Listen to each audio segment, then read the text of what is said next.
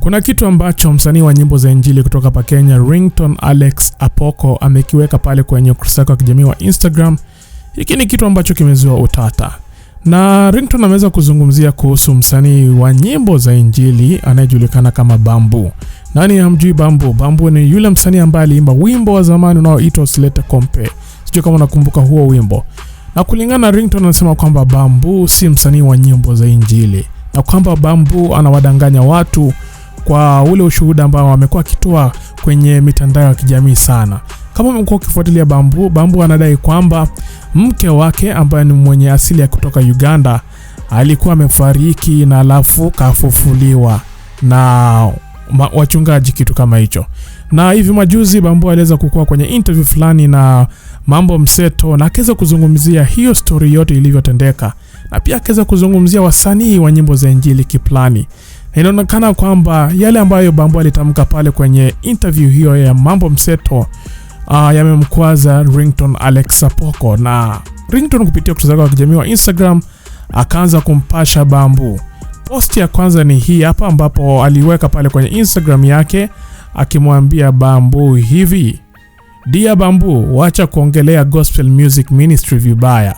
Bamboo, you are not a gospel artist. Full statement tomorrow at 10 AM GMT.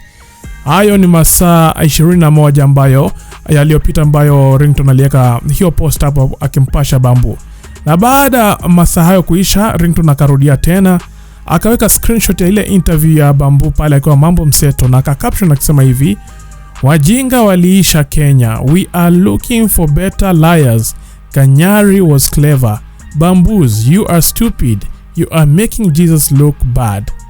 Yani nashangaa tu shida ya Ringtone ni gani? Hapa anamwambia tu Bamboo kwamba yeye ni mjinga na anamfanya kuwa Yesu ake vibaya. Ukiangalia ile interview ya Mambo Mseto pale, Bamboo anazungumzia kuhusu safari yake ya kuingia kwenye nyimbo za injili na ilivyopitia kila kitu ambacho alichopitia na mkewe. So nashindwa shida ya Ringtone ni gani pale. Na ukiingia pale kwenye comment section, mashabiki wanamwambia Ringtone anafaa kukuwa na heshima kidogo, kwa sababu ukizingatia Bamboo ni msanii mkongwe mwenye amekuwa kwenye sanaa kwa muda mrefu. Ringtone ametokea tu hivi majuzi kulingana na mashabiki pale.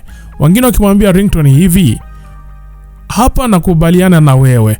Mwingine kamwambia Ringtone hivi: But aren't you the chairman? Even you stop carrying us, baby. Yani wanamuuliza Ringtone, wewe si msanii wa nyimbo za injili, wacha kutubeba ujinga pia wewe.